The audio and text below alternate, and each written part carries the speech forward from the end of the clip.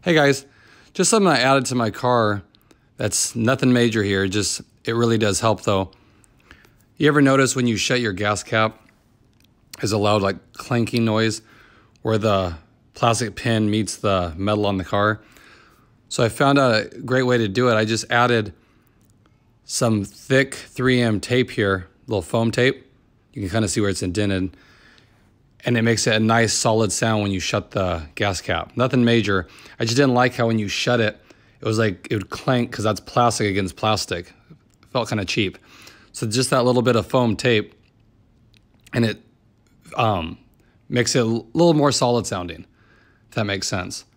Like I said, I just noticed it when I kept getting gas and I would shut it, it just sounded cheap, just plastic on plastic. So it just like kind of muffles the sound a little bit. Nothing crazy here. I'm sure most of you have tape laying around. You can put it in there or even a little piece of foam. It really helps, I found. So I hope everyone's doing good. A little tip here. Let me know if you guys have that same issue.